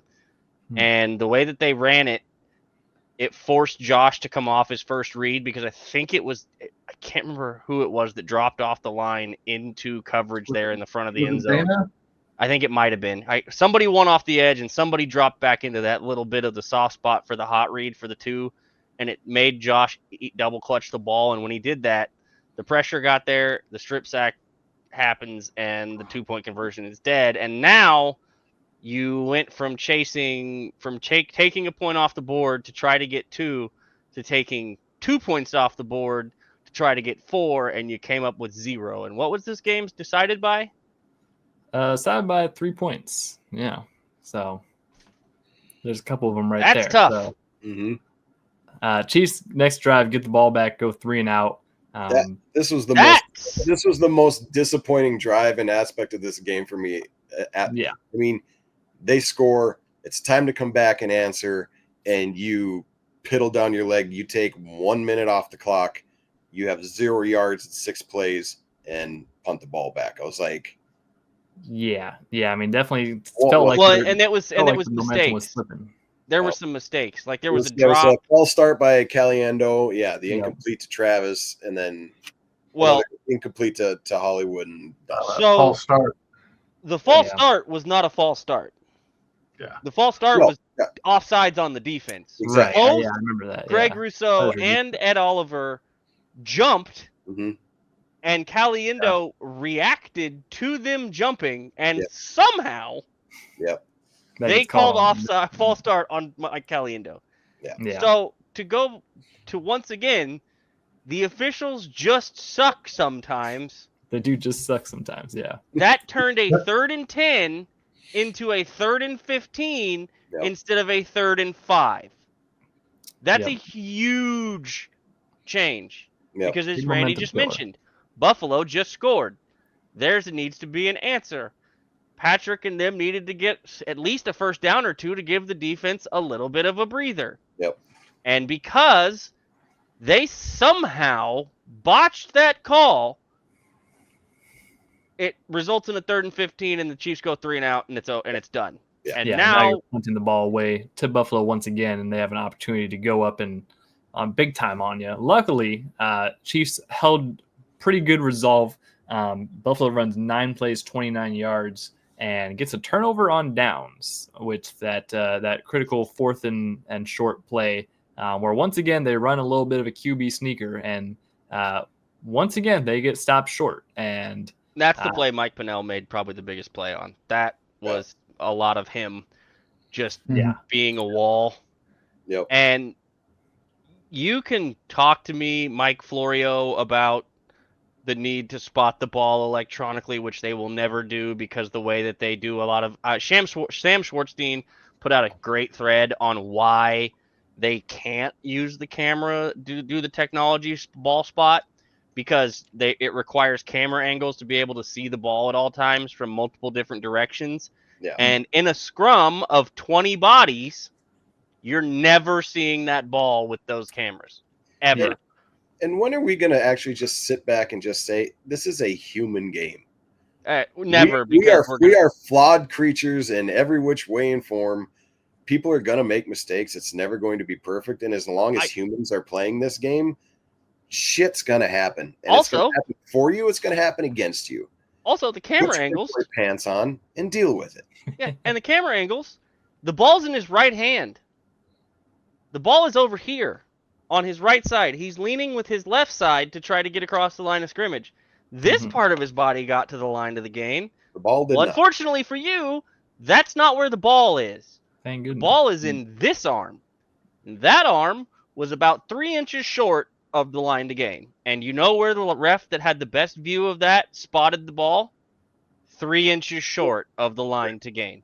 Now, the problem is, on the broadcast, everybody sees the official from the top of the screen who's on the wrong side, who can't see the play or the ball because the ball went left, not right, and the official that's on the top of the screen is coming from the right, and the official that's on the bottom of the screen is coming from the left, has the better angle. So who do they defer to? The correct official who had the best look at the ball and where it was. And now they get another stop on a 4th and short. They get another stop on the tush push play, and it's Chiefs ball. Right. And they tried to review it without challenging, which Andy's like, they can review, I mean, basically whatever they want. I don't know how. Well, it's a turnover on downs, so all turnovers can be reviewed. It's not a turnover. Yeah. It's a turnover on downs, but it's not a turnover. Yeah. So I don't know how you can think of. I don't know how you can if you're going to have coaches have challenges but never make them actually use them, what is the point of having coaches have challenges? I don't know. I think I look forward to the year 2035 where it's 9 p.m. and we're finally wrapping up the noon kickoff games after every play has been analyzed, reviewed, and overturned and then redone 6 different times until everybody on Twitter has taken a poll and is satisfied with the result. But, and of course, I think here's the other idea that I have. Power to the people, right? You pay a yearly subscription fee, and you could just, you can call on the challenges as a fan. You get like 3 of them a year, extra $99. You can play. They have that, right? It's called the Fan Controlled Football League. I think TO owns part of it. This way, everybody can be perfectly fair. We can have a perfectly regulated game. We'll just set it up. We'll let everything be determined by a Twitter poll. Was that a catch? Was that not a catch? Was that a hold? Was it not a hold? And every play can be voted on and reviewed. We'll make sure every holding call is called.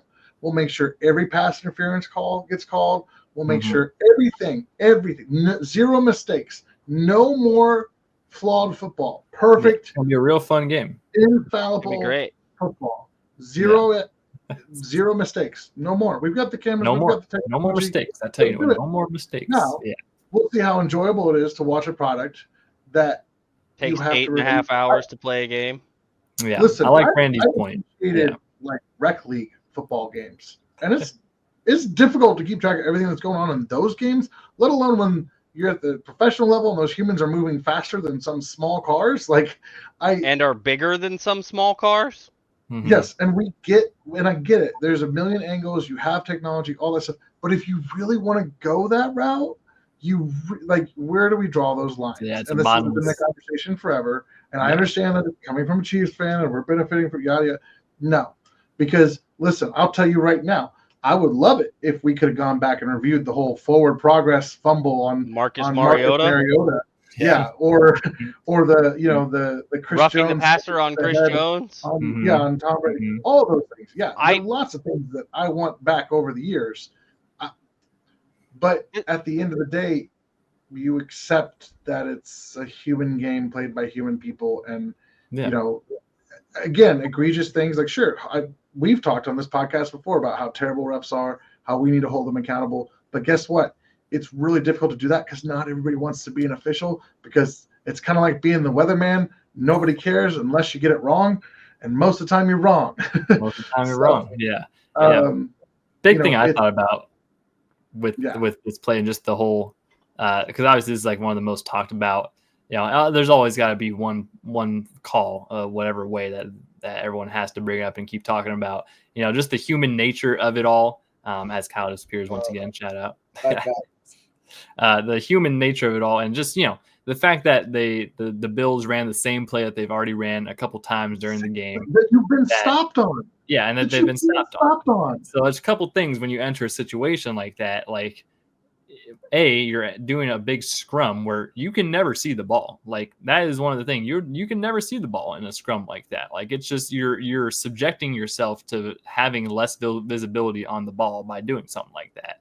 And then B, obviously, you've already ran this play multiple times and failed. Mm-hmm. So you're not going to get the benefit of a doubt and say like, oh, well, it was borderline, so they probably got it because they've got the other two. Like you haven't. You've proven that you can't successfully gain a yard already with this play. And now you're once again leaving it up to a blind, like you're putting it in a blind position where no one ever in the history of the NFL has finally, as Kyle's back, like you're not getting that call overturned. Like you just can't see the ball clearly, and that's what you do. That's what the situation you put yourself in when you run a play like that. Yeah, it's very obviously this. Like boxers talk about all the time. You don't put it in the hands of the judges.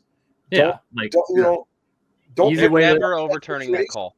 Yeah, easy way to not have that call is just hey, run a play that very clearly has the ball go past the line, like the line. I don't know, like Josh Allen's quarterback power that you ran like 7 times in the first 2 playoff games that we didn't see once yesterday. Yeah. Again, Garrett, I'm going to piggyback because this has been my huge, like the biggest frustration I have. If I'm a Bills fan, I'm not like, I understand you want to draw lines and figure it, whatever. At the end of the day, it didn't go your way. And you don't have to put yourself in that position if your coach has a little bit of awareness and understands that the Chiefs were king, not just on the quarterback sneak, but on Josh Allen's tendency to go to the left on those sneaks. He goes in a he runs it in a very identical way. To be honest with you, if he had taken that snap and rolled to the right, he probably would have made it. Even if he just would have gone to the right of center instead of the left, they were keen on it all game. Mm-hmm. It was mind blowing to me that a professional coaching staff couldn't figure this out and go, hey, you know what? They really are playing that gap really hard because Josh goes to that gap every time. Maybe we pull Josh over, at halftime, or we pull him, we take a timeout and we say, hey, Josh, it looks like they're standing, but that hole that you usually go through looks like they're standing there. Maybe you should try a different hole, but they didn't. And the play call itself was so uninspiring and unoriginal. And this is what sets coaching. The coaching matters, and it sets it apart because when you look, like I said earlier, when you had Andy Reid and you have these gotta have it distances, he's coming up with stuff that we haven't seen since 1962. And, he's pulling something out of the bag that it looks wonky and it's funny, but it's original and it's catching the defense off guard and it's giving the players options to make plays, right? Yeah, Josh Allen is too talented to say, I just want you to do a QB sneak. There's no reason you couldn't do some of those rollout things that they were doing. I don't want you to. Don't get me wrong. I don't want you to being a bad coach and making bad play calls. Being a bad coach. Yeah, Andy Reid would never run three unsuccessful short yard situations like that in the same game. Like he's adjusting something. he's adjusting Yeah. something. Something is changing. 5 QB sneaks. 5? Yeah. Like, come on, guys. Let's get past it. It's not Madden. You can't spam it. Especially, and we're going long on this episode, obviously. Oh yeah, we're going way deep. But let me say this, and we're going to say it quickly because probably an off-season conversation we can have. Steve Spagnuolo, really good defensive coordinator, one of the best to ever do it. He had you figured out. Sometimes you got to know when to zig and zag, and you were just taking it in the face and going, I don't understand why it's happening. Like we talk about it all the time with Spags. What does he do better than anybody in the business? He makes adjustments. That too. In the game. In game, he makes adjustments. I almost think they went soft on that first one just to like convince Josh Allen that he could do it, because then it was just like it was like every time, and it was like it just drove me nuts. It drove me nuts because it's like you're going the same exact spot. Same thing. Same thing. If you'd gone to the right, if he had taken that ball, sprinted to the right, like Mahomes had done a couple times in that game, and then speed options. And by the way, James Cook, who we just talked about, pretty good running back, could have handed it off to him. Could have got him involved. I don't know. Bring a tight end in motion. It's not like you have 2 athletic tight ends on your roster. I believe that's pretty close to the definition of insanity. I believe, as you say, doing the same thing over and over, expecting a different result, and that's just kind of the difference. That's just kind of different. So the Chiefs obviously get the ball back. They have and when that happened, short little drive and results in yet another touchdown run by Patrick Mahomes. These first multi-touchdown run game of his career in a very similar formation. The play that we mentioned earlier, the running back, which Kareem Hunt scored on in the diamond formation. They busted it out again. Let's talk about this because we got 2 O-line guys here with us. So this play, this formation setup, and they ran the exact same play twice for a touchdown. A lot like they did with Corn Dog in the Super Bowl a couple of years ago or whatever. Same play. Twice. Except this time, they didn't even bother switching the direction or the formation. They just switched who kept the ball. Mm-hmm. And I think that's just a read for Pat. If he sees that end crashing down, it's clear sailing for him. I don't even think he's looking at the end. I don't think he's really necessarily even looking at the end. He's watching the linebackers. Mm-hmm. Because I mentioned the linebackers on the Kareem Hunt touchdown to begin with, and so the Buffalo lined up in the same defense both times. They dropped the safety down to be basically a 4th linebacker. You've got 4 along the back of that middle of that linebacking group, and they've got the D-line shifted. They immediately assumed that because it was the same motion and the same action, that the ball was going to Kareem Hunt. So what happens with those linebackers? Because the defensive line, tell me if I'm wrong, you guys. The defensive line did the correct thing both times. Yeah, they were on tune with it. They went the same place that they were supposed to go. The change on both of those plays, from the first play where Kareem scored to the second play where Patrick scores, is where the linebackers went. Because the linebackers on the second play all flow to Kareem. So the first time, and I got to give Dan Orlovsky a little credit because he went and did a bunch of breakdown on it today on NFL Live. I watched it back last night immediately after the game because I thought I saw what I saw. And then, of course, Dan confirmed that I saw what I saw later on. But the second time, instead of the 3 linebackers going with Travis and Noah and Patrick to the outside, they all sucked down inside to the Kareem Hunt run. Yeah. And as soon as Patrick saw the second linebacker from the right end go in, it was over. He kept the ball, and now you have a numbers game on the outside, and there's no defensive line treatment Travis for it. and Noah out in front of you too. So. Mm-hmm. Yeah, and then of course you have just Pat running it in, powering it in with himself. Once again, physical dude. People tried to make that a big point during this whole thing. Josh was more physical than Pat, and I don't know, one guy had more rushing touchdowns. I don't know. You guys keep talking about Pat sliding. How about I just put my shoulder through your mouth? Yeah. So that was a heck of a play design by Andy. Something that, you never see the Chiefs run before. I mean, that was one that he'd been saving for. Do you know where they got it from? I'll tell you where they got it from. Ravens week 4. The Ravens last week. Or was it? No, or maybe the Texans ran it last week too. The Texans were Or gone. no, I'm sorry. I'm thinking of one of the rollout plays. Yes. They ran that exact same quarterback counter to the outside last week, and Lamar Jackson from farther out, obviously, but Lamar Jackson is also a tiny bit faster than Pat. Yeah. And just a little bit. Absolutely, and they scored. Same rollout, same loadout, because now they've got the defense outnumbered on the outside. Mm-hmm. And if it's Pat against your safety, we talked about it earlier. Godspeed, Spider-Man. It ain't going to work. And it didn't.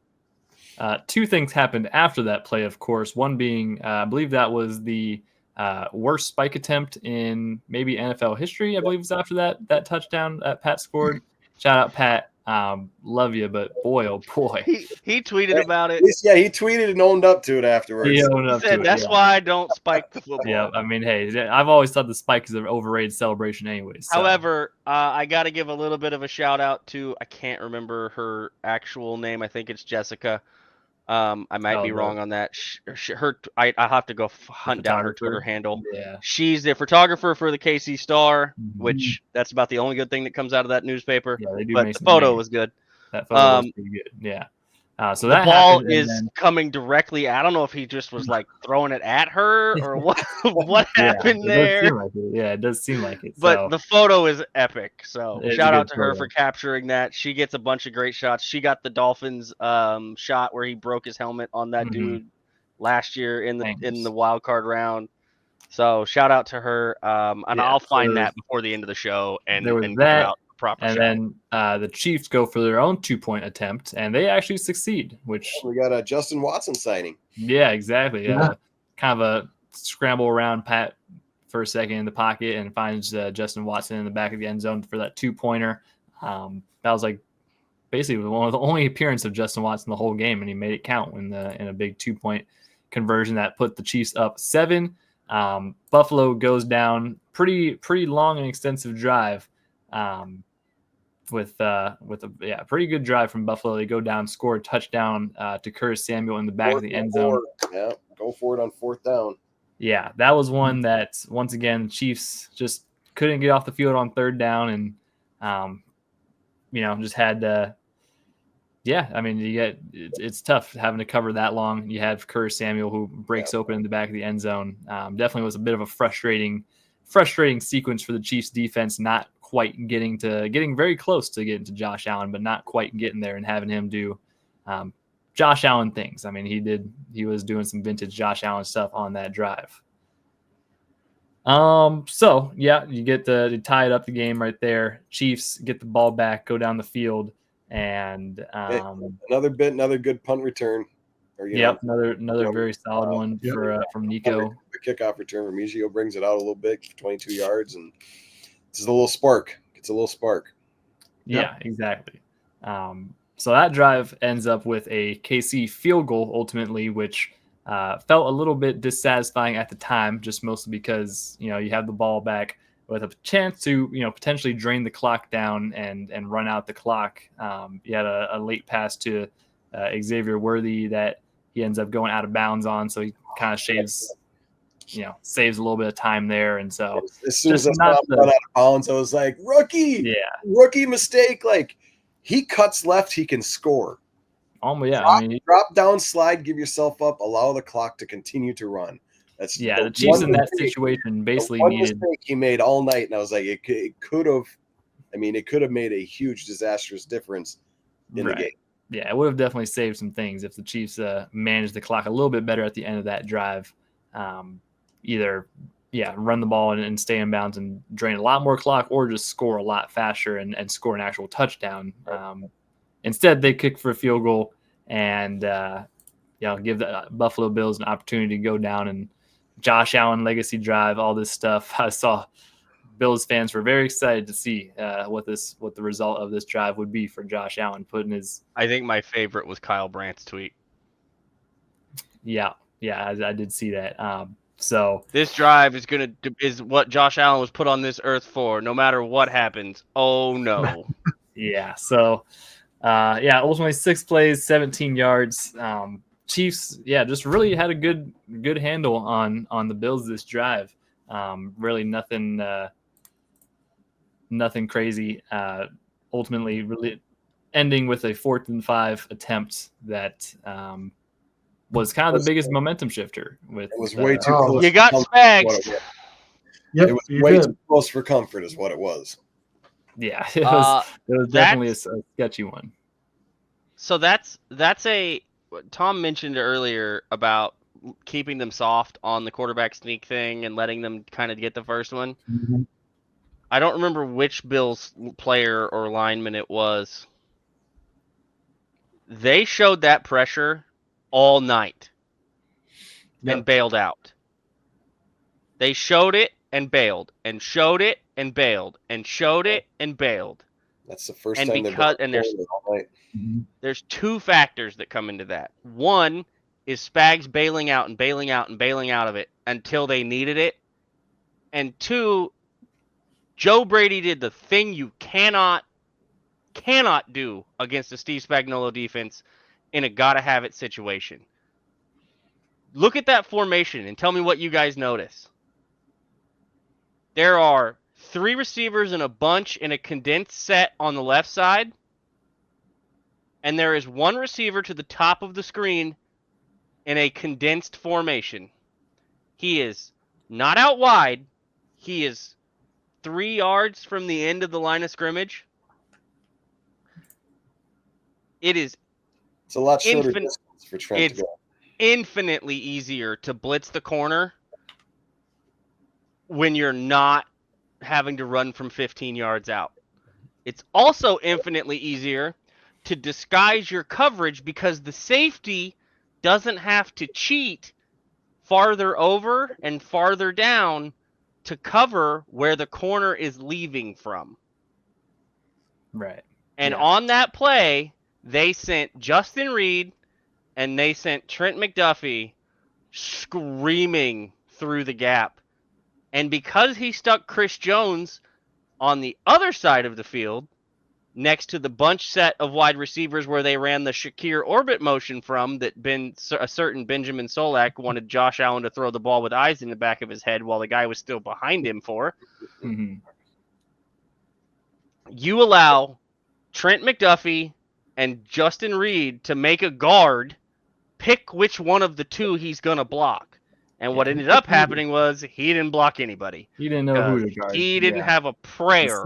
The center was a little lost on it as well. Yeah, the protection, that was ultimately what failed on him, was the protection. Even Josh Allen said after the game that he got Josh. He got yeah. And he got Josh because Josh has the ability to slide that protection, and he slid it the wrong way.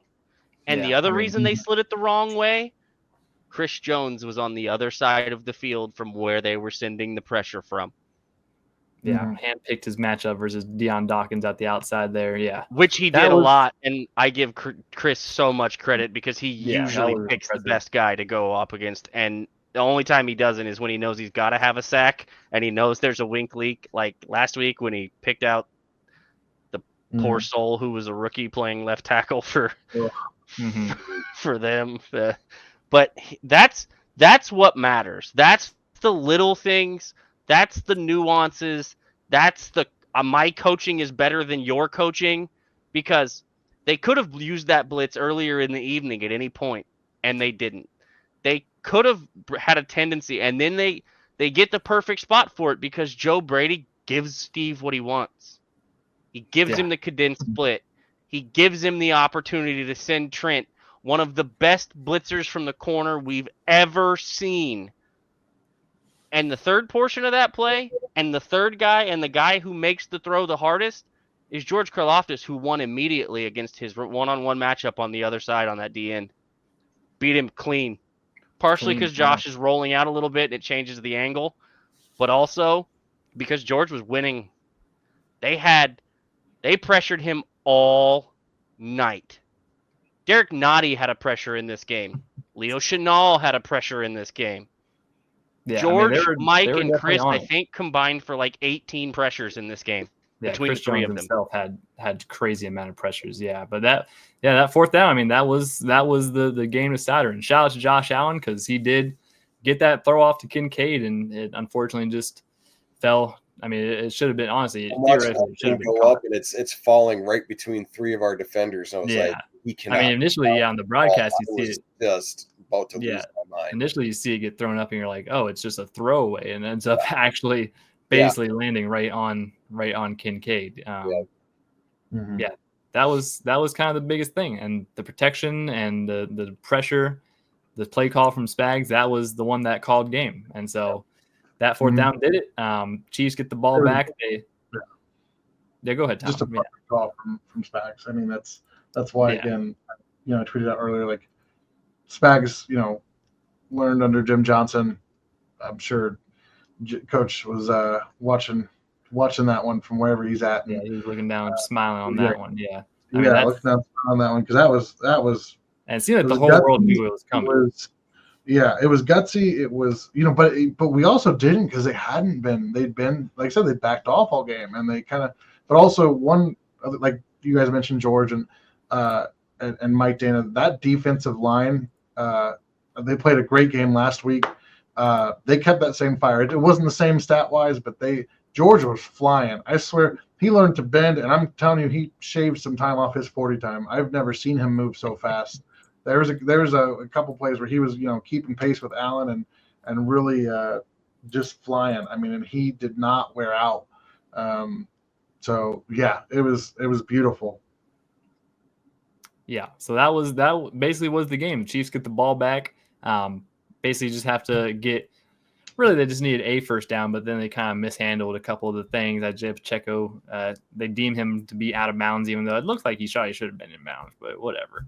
So the Chiefs end up having to get a couple extra first downs than they might have thought initially. But that last 3rd and 9 play call to Samaje Perine leaking out, getting the catch and getting the final first down secure. That was big emotion. Likely of heroes to end a game, but an absolute perfect ball. Apparently, also according to Andy Reid, that was their number one gotta have it, play, and that they had in the playbook for that game. That was their most confident that was a play that was the only time they used it. It's perfect play design. If you go watch that, there's 3 receivers or 3 pass catchers to the left side of that formation.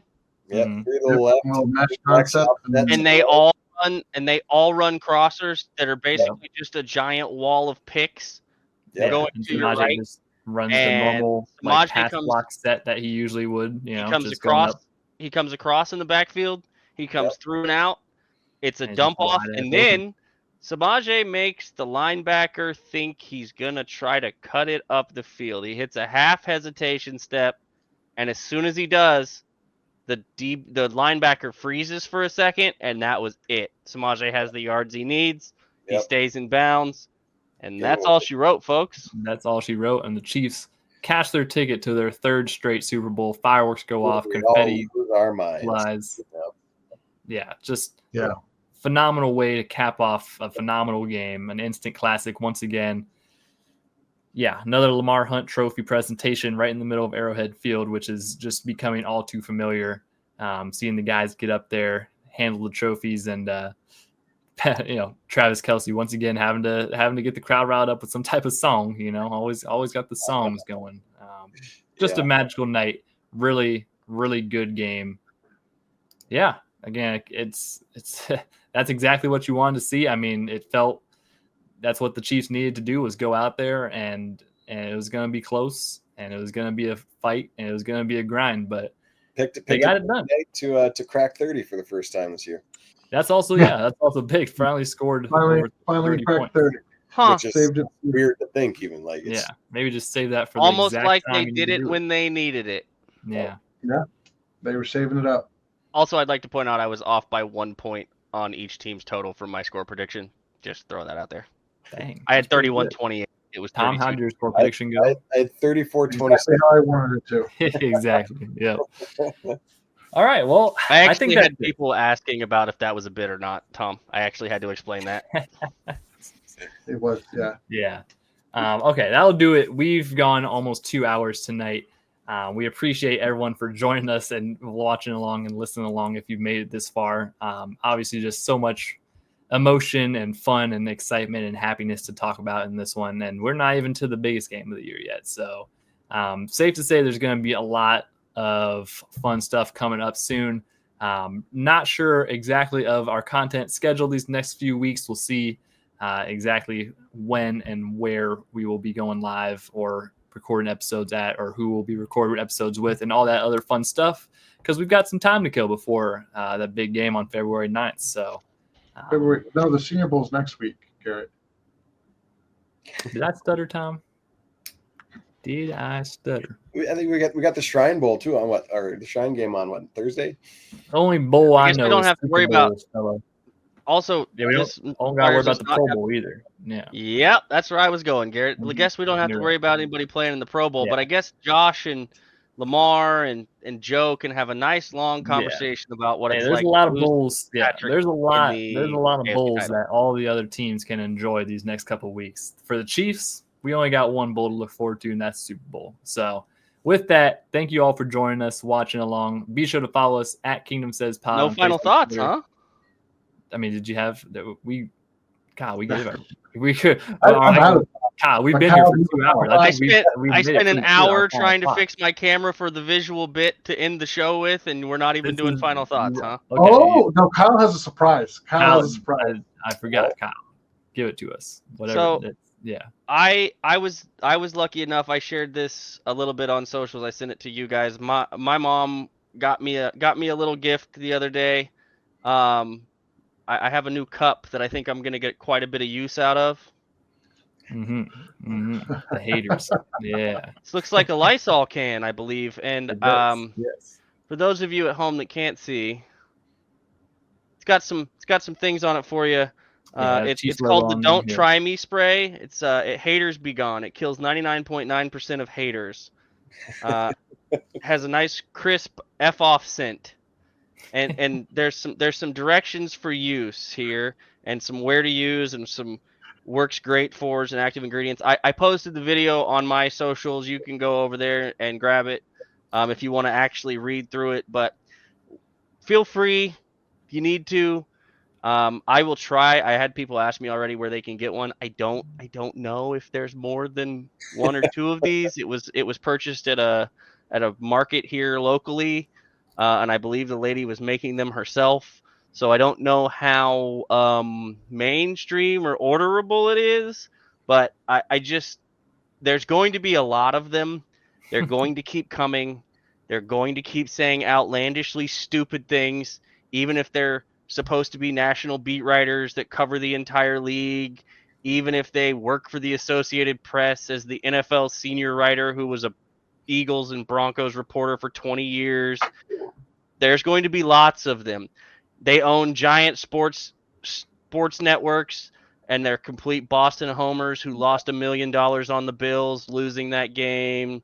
Whether it's former Raiders linebackers who just talk too much and can't get over it, even though he's from the area. You know, lots and lots of them. And you know what you do with them? You smile, you disinfect them, and then you keep on enjoying what this run has been for this team, this franchise, and this fan base. Go rate some more bad pizza, Dave. I think that's a great way to end it. Yeah, I think that's just great. That's a great way to end it. So we'll see y'all in a few days later this week sometime with another episode. Maybe some special guests, maybe some other fun content, maybe I'm lining up some fun stuff for this. We're gonna have we may have a little more content than normal depending on this is becoming a usual thing for us. So we kind of had to jazz it up for this third time around. So yeah, at Kingdom Says Pod, Facebook, Twitter, and Instagram. Check us out on YouTube, Spotify, Apple Music, all that good stuff. And we will see you guys on the next episode of The Kingdom Says.